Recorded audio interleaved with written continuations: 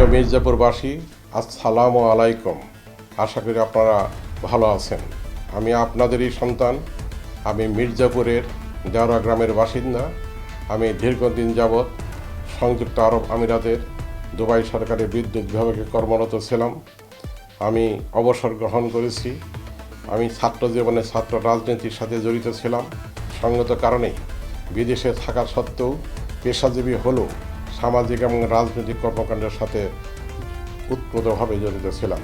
আমি সংযুক্ত আরব আমিরাত বিএনপির প্রধান উপদেষ্টা, প্রেসিডেন্ট এবং সাধারণ সম্পাদকের দায়িত্বসহ অন্যান্য সামাজিক বহু প্রতিষ্ঠানের সাথে জড়িত ছিলাম।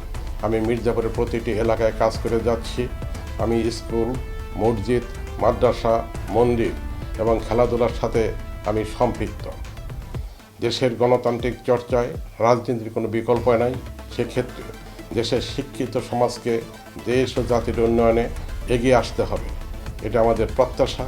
কারণ রাজনৈতিক হানাহানি পরিহার করে, কোন্দল এগুলোকে পরিহার করে যে উদ্দেশ্য নিয়ে স্বাধীনতা অর্জিত হয়েছিল, গণতন্ত্র এবং অর্থনৈতিক উন্নয়নের জন্য আমাদের ঐক্যবদ্ধভাবে সকলকে কাজ করতে হবে। তাই আসুন, আমাদের মতো যারা শিক্ষিত আছেন তারা সকলে এগিয়ে আসুন।